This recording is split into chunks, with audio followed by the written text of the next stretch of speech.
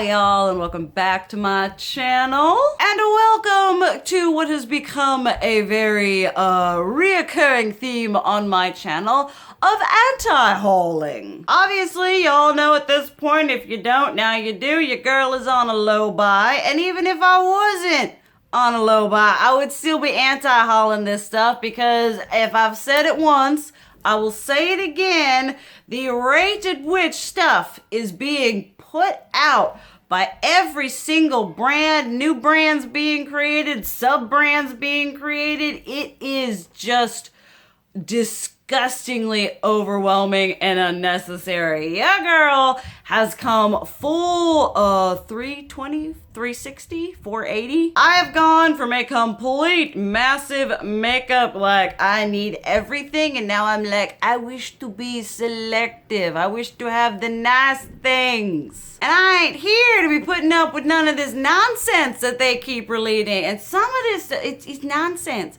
It's nonsense. I feel like the majority of these brands, what they need to do is they're rich, they're whatever, they need to all get together, go take like a month and a half long vacation in the Bahamas, you know, don't release nothing for that whole time, and then come out and y'all need to sort yourselves out. Cause y'all, this is just, it's getting ridiculous. When you've gotten to the point that you literally just finished editing your previous anti-haul and you already have enough products to film another anti-haul, that's a problem. Well, it's a problem for the companies. It's not a problem for me because thank you so much for helping provide me content for this channel. And thank you for so much watching.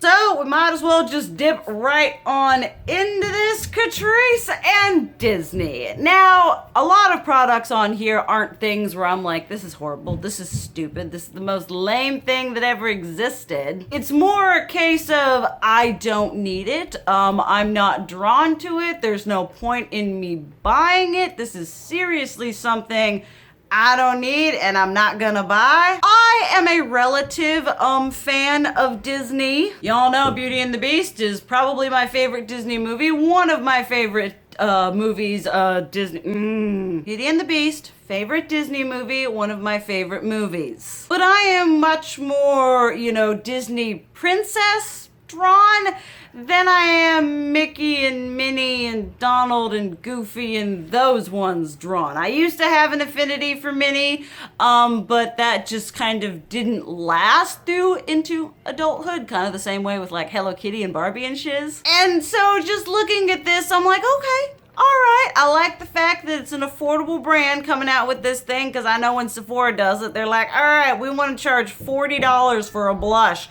because it's in this hand-pressed compact in the shape of Mickey's head. Whereas you got Catrice that's going to slap some pretty little whatever typography thing on there, some bleh, and then they're just going to sell it at a nice affordable price. People are going to buy it because they're diehard Disney fans. It's affordable. It's probably going to sell relatively well, but it's not something that I need to buy at all. And it's not even something that I'm drawn to either. Like, I don't look at it and I don't get all hot and bothered by wanting to buy me a liquid lipstick named after Minnie Mouse. It's just not happening. Okay, something else. This is actually kind of funny. You will be seeing another anti-haul before this one, but in the midst of like getting all whatever to film this, I watched one from Abby Williams and she talked about this same thing, and she had kind of the same issue that I have with it. This is from a brand that I have never purchased from, probably will never purchase from unless they suddenly become cruelty free, which I doubt. But Bobbi Brown. Now Bobbi Brown, I understand, is professional makeup, and when you think professional, you know, you think not basic, but you're thinking things that most people are gonna want. So you're thinking neutrals, you're thinking from soft to maybe something a bit more glam. I can understand that aesthetic and I can appreciate it, but you know, it's not necessarily something I'm going for. Well, her brand decided to team up with an artist. We've seen brands do this before. Urban Decay did it, NARS has done it, where they essentially are like, hey, let's take this really famous, well-known artist, slap their art on our packaging and have that sell it for us. Because they're literally selling you the, oh, I like that artist. I would like to have that thing with the art on it, when you probably would be doing better to just go out and buy yourself a print of something. But I digress.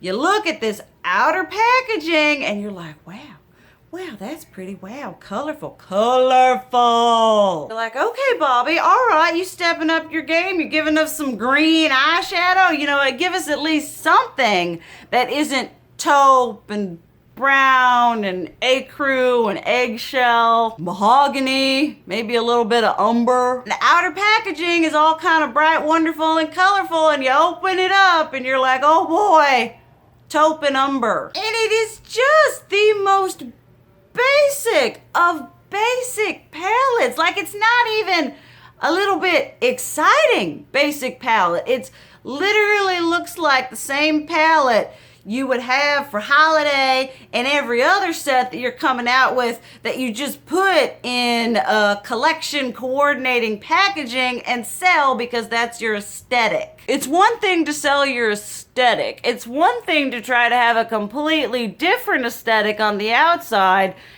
and have that being the selling point. And it just doesn't make sense to me when you take in the art and then you're not using any, I mean, I understand they're like, ooh, artistry and blah, blah, blah, blah. But when you're literally taking a piece of art and you're like, well, that is inspiring, that's on the packaging, and you're not using it to influence the range and the shade and the colors and the whatever in the collection, it just seems a little bit backwards. You know, because at least with the Urban Decay and the Jean-Michel Basquiat, as controversial as that was, at least they were taking elements and notes from his art and using that to like inspire the color stories and the theme of the collection, whereas this is just, oh look, it's a print that we're putting on the package. They're selling you packaging.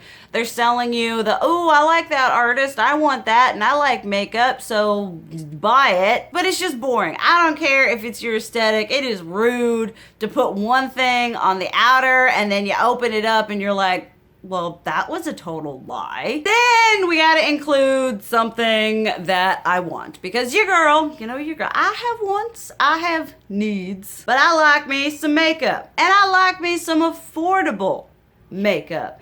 And BH Cosmetics, which is a brand I would like to try more from, they were like, hey, let's release 12,000 different blush palettes in an absolutely gorgeous array of gradation. I mean, the inclusivity of colors based on, what works for different skin tones is really great. You got from the pale to these beautiful, deep, dark, decadent, just beautiful palettes. And so looking at it like that, you're just like, oh wow, they just look so pretty. Not to mention that kind of kawaii, sweet shop themed aesthetic going on. Just kind of something that I'm at least currently living for in this incarnation. And they're affordable, they look beautiful, you got matte, you got shimmer, the range from, oh my goodness, I would be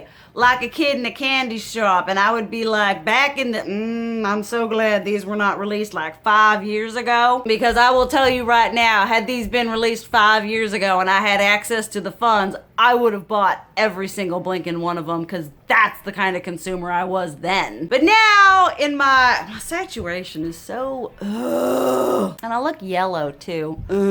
But for the learned consumer that I am becoming now, y'all know I don't need no more blush. Y'all know I don't need no more blush in a blush palette. That is the last thing I need. I've got drawers of face palettes, I say this every blinking time, that I do not use. Even highlighter palettes, which you all know, your girl likes highlight. I love blush too. I love blush. It's in a palette. I don't need any more blush to begin with. As much as I would be like, dip my toes into that, I can't. For practical reasons, for the fact that I have way too much blush. As cute and adorable and as beautifully thought out these are, it's just not something I can feasibly purchase. But if any of y'all have had these or got them and know if the formula's good, definitely let us know down below because they look beautiful. We might as well get something else that I kind of internally want out of the way, although I wouldn't be able to purchase it because the brand is not cruelty free, but it is something that pulls on my inner heartstrings. Y'all would have seen in the previous anti-haul that I talked about the MAC and Cacao friends. I'm probably saying that wrong. Excuse my Japanese. Or is it Korean? I don't know. I'm a terrible person. But they did a whole range of lipsticks and I was like, I'm good. I can pass, you know, even if it was a brand that was cruelty free, I'm just like, I'm good. And then I saw that Clinique was all like, we want to get on this bandwagon. I'm not sure what licensing, whatever happened to make this whatever suddenly become a collaboration. I wish they would collaborate with a brand that I could like buy from. But they were like, we would like to do highlighters and highlighters with the cute little faces imprinted on them. And I was like, yes, I want that. You know, had this been, you know, back, you know, with a brand that wasn't cruelty free, I'd be sitting over there in the corner holding these things just being all like, because I love me that cute little imprint. I love the collaboration and I love highlighter. This thing has everything going for it. And it's just, I mean, I look at it and I'm like, oh, that's mwah. Absolutely beautiful. Exactly something I would like to spend my money on, but cruelty free. Don't need any highlighters because you've got the practical reasons that apply for it. You know, not needing any more highlighters, the cruelty free, you know, like I said, you've got all that. And it's just, it's adorable, it's cute. Once again, on any of these ones where I'm like, I kind of want that. If any of y'all have tried it, let me know because I love hearing what you think about products that, you know, I would potentially maybe like to buy, but I can't because the bank is broken. Okay, something that I didn't even see on Trend Mood when I anti-hauled this. I actually got an email first, and I got that email and I opened it and I was like, what? But the Sugarpill capsule collection palette thing. Now, I had a bunch of y'all message me and tag me and y'all were like, girl, have you seen this? It is giving me an aneurysm, a headache. And I understand it's supposed to be like this, you know, it's a capsule collection. So it's got, you know, very stand out shades, you know, standalone shades rather than being like, let's get a whole cohesive palette going. And I understand some people are just more talented at makeup and mashing up colors. Maybe I suck at makeup. Butte Bean reviewed this and she did a beautiful, gorgeous eye look. And I was like, if only I could be that creative. Maybe then I would understand the intricacy of palettes like this. But for me and my pedestrian, plebeian, peasantry, makeup mind, I just look at this and I'm really turned off by it. I hate the mishmash of just boop, boop, boop, boop, you know, the way all that is. I'm not impressed with the shades, you know, even the shades, like there's that green one. I saw that green one. I was like, she cute, but I have a lot of green eyeshadow. And, you know, even with like the single whatevers, you know, they're okay. You know, they're not anything that's like, wow, I have absolutely nothing like that in my collection. You know, I feel like if they had taken like the pill whatever and they had made it out of the same material as their pro palettes and then just like, you know, done 4, 8, 12 kind of road like that, I would have been all over that. Even if it had been the same color story because it wasn't in that asinine packaging, I would have felt a lot better about getting it. I mean, in school, they always tell you to say no to drugs, so I'm saying no to this palette. And that's probably gonna get me demonetized, but oh well. That's the wonderfully crazy world life we lead. Okay, then we have something else that's just kind of like Too Faced. We gotta have a Too Faced item. And Too Faced suffers from release frenzy in 2 different ways. Number one, they love releasing collections, like huge, like we're gonna have 3 eyeshadow palettes, we're gonna have 12 blushes, we're gonna have liquid highlighters, we're gonna have cream highlighters, we're gonna have lip products, we're gonna have a face palette. They go big or they go home. Although every once in a while it would be nice if they actually did go home and just stayed there and chilled, watched some Netflix, ate some Doritos, and just chill. But the other thing they suffer from, ooh, whoa, focus, is that my eyes? I think I just had an aneurysm. But something else that they do is they really enjoy releasing singular items, you know, no fuss, no fanfare, no build up, no whatever. They're just like, here, because we love you, here is this consolation prize of a completely unrelated and useless makeup product. Sort of in the same vein that they did the Too Faced Clover highlighter, they're doing a Too Faced Clover bronzer, which I feel would have made more sense if they released them at the same time so you can bronze and glow. You know, is that just me? Am I missing something? I have the highlighter. It's okay. The selling point is definitely that cute little Clover packaging, although I predicted it. I was like, when I bought it, and I'm like, y'all are gonna hear me whine about how hard this is to declutter, to store because of the size of it. It's sitting over there in a bin of oversized highlighters that I'm frustrated at because I'm like, I kind of want to declutter you just to declutter the headache, but I literally just bought you. But I mean, it's a puppy bronzer, you know? I'm not sure if this is foreshadowing for a whole Clover line. You know, we're gonna have Clover lipsticks. I mean, we already do. But we're gonna have a whole line dedicated to this dog. And I am down for a cute, kawaii, kitschy aesthetic, and it would be a break from everything else that they've done. You know, it would be a little bit new. But I don't think the makeup community is ready for a Clover makeup collection line. You know, I don't think I ever will be. I'm okay with that. I've come to terms, I've come to peace with that within myself. But I'm just like, it's just this random, just puppy bronzer. I'm like, okay, all right. Another Too Faced kitschy packaging, marketing, whateverness. It's just, I do not need it because I do not bronze. That is not my shtick. That is not my thing. And I don't need it because it's stupid. Okay, then something that's relatively new. I'm not sure how new it's gonna be when this is up, but it was relatively new on the trend mood. We've only got like one picture, but there's gonna be three. It's a Huda Beauty, the 9-pan, whatever. Y'all know I'm a relatively big advocate for those. Wasn't a huge fan of the nude ones, but I've liked the all the other ones I've tried. And so there's this one that's like, what is it? Pastel Rose, which looks to be, I mean, it's gonna be super pale. It's pastel, it's whatever. I'm not sure if she's gonna do a la gradients like the nudes, you know.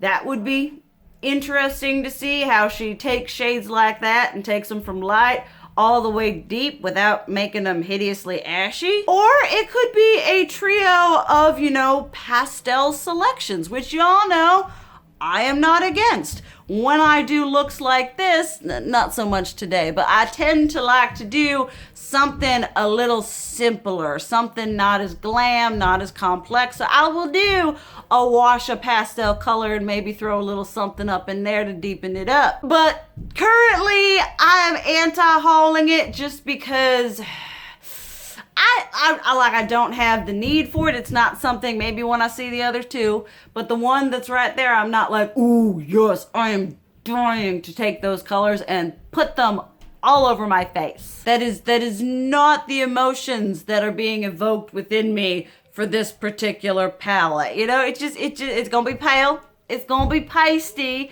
I'm not sure how that's gonna go. Like I said, I have not seen the other, none of us have seen, I don't know. I haven't seen the other two, so I can't tell you what's gonna happen or go on with that. But as of right now, I'm just, because I did this with the nudes. I was like, I'm anti-hauling it because I want it, but I don't need it. And then my husband bought them for me, and then I returned them because I thought they were inconsistent. So maybe we can go for two on that one. Okay, then something that's, you know, I mean, we might as well knock off a couple things that aren't like, you know, you're stupid, you're horrible.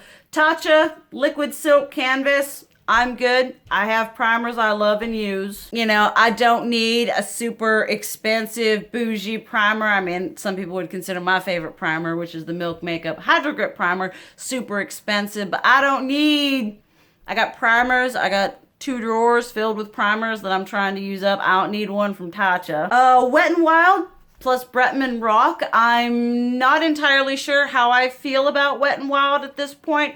I know there has been varying information. I'm not a huge Bretman Rock person. I'm not opposed to him, whereas like, you know, if it was Wet n Wild and Jaclyn Hill, I'd be like, I'm good. You can keep it. I mean, at that point, I just boycott Wet n Wild altogether. Your girl is not a fan of Jaclyn. Oh my goodness, if Wet n Wild collaborated with Laura Lee, I'd be like, just take it at, just, at that point, it's time to just throw the whole brand out. But, you know, it's like, you know, it's not really something that I'm like, yes, this looks exciting. This looks thrilling. You know, I don't have a strong affinity for Bretman, so there isn't anything like that. I kind of feel the same way about this collab as I did about his collab with ColourPop, where it was like, okay, all right, I can see, you know, other people getting use out of it. I can see other people really liking it. But for me and what I'm looking for and with what I have in my collection, it's just it's, there's no point. I mean, yay for him and getting his collaboration. You get that coin, honey. But like, you know, come on, Wet n Wild, where's my collaboration? Where's the 90s love child effervescent fairy fire? If I ever get a collab that involves making a highlighter, it will be called Effervescent Fairy Fart. That is non-negotiable. That will be in the contract in big, bold letters. But yeah, for this collaboration, it's just not something that I need. Okay, then there's a palette that annoys me. Not because of the color theory. No, color theory is actually, it's reddy and pinky and pretty. You know, it's very springy and on trend. But y'all know how I feel about bulky, big. Like when Physicians Formula does palettes and they're like, we're gonna put 1 highlighter shade and we're gonna put 4 eyeshadows in here. It's gonna be this big. I have issues with that. It's not my type of thing. It's not my cup of tea. I think it's hideously wasteful. I think it's bulky. I think it's ugly. And this brand, Louise or whatever, decided to release this palette that, you know, you got the palette, which is like,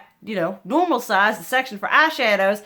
And then they got highlighters on either side. And I'm like, okay, all right, that's a little whatever. And the span of this thing is huge.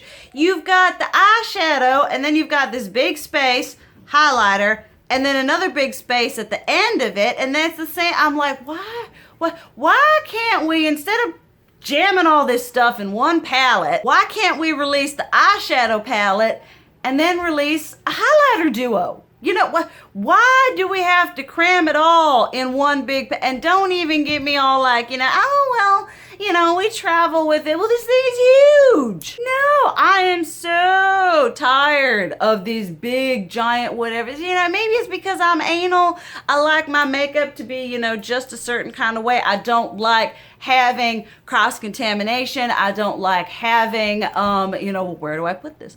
This is the problem I had with the Carly Bible BH Cosmetics Deluxe palette. Because it had eyeshadows in it, it had highlighters, and I was like, all right, do we put it in eyeshadows or do we put it in, you know, face palettes? Because if I put it in eyeshadows, I'm not using it as a face palette and vice versa. So just take the ding-dang highlighters out of the eyeshadow palette, release them on their own. How hard would it have been to take the money to extend that packaging, cut it off, and been like, all right, just put 2 little pans of highlighter in there? Is it really that whatever? I admit, that's just one of my pet peeves. I hate. Like, what's the point? If it can't fit into that drawer, there's no point. Okay, we might as well, okay, all right, let's do something that, you know, I don't think it's necessarily stupid. I think it's a little, unnecessary. But Makeup Revolution, which is a affordable brand that is fairly well known for duping higher end brands like Kat Von D Shade and Light. We're gonna call it Light and Shade because somebody in management thought that was a good idea. And they released these little bitty Heartbreaker palettes, which are dupes of the ColourPop monochromatic palettes, which you all know I am a huge advocate. I will take those up to heaven with me and convince St. Peter that he needs to let me do an amazing hollow green eye on him. But looking at these, you're like, okay, they've got the same color story. So if you've been following the ColourPop trend. You know, these color stories have been done. I own them, you own them, we have them. And when you have an affordable brand that's duping an affordable brand that already has a really good formula, what's the point? Like, I understand taking color stories from like Natasha Denona and Kat Von D, you know, and even Urban Decay and Too Faced. But when you're literally taking something from a brand that's already, you know, established as really good quality and affordable, I mean, I know what the thought process is. The thought process is, okay, these monochromatic palettes do really well. Let's hash something together and put the eyeshadows in cute little heart-shaped pans. I mean, the problem is that we're not thinking things through. You know, we're just putting it out. We're just shilling it. You know, if one brand does it, we're going to try and do it. And hopefully, you know, I'm going to stick to ColourPop. I don't need, no, I'm not sure, I'm not entirely familiar with their eyeshadow formulas. I can't imagine them being any better than ColourPop, because ColourPop's got a pretty bomb diggity formula. But like, it just seems a bit unnecessary, if you know what I mean. You know, a bit redundant, you know? You're just like, okay, I mean, I look at that and I'm like, all right, well, I already have that exact same thing in a palette and in a formula that I love. What's gonna make me want to buy this from you other than a little cute little heart-shaped whatever and their cute packaging? And that ain't selling me no more. Alright, all y'all, that is what I have for in this anti-haul. Y'all know there are gonna be more coming, so stay tuned for that. Obviously, if any of y'all have tried any of these products, you want to try them, you have to, you know, let us know down below. We are here for all sorts of thoughts and opinions and whatevers. I'd love to hear y'all's thoughts on these things and everything like that. But thank you guys so much for watching. I love you, and as always, keep it real. Mwah!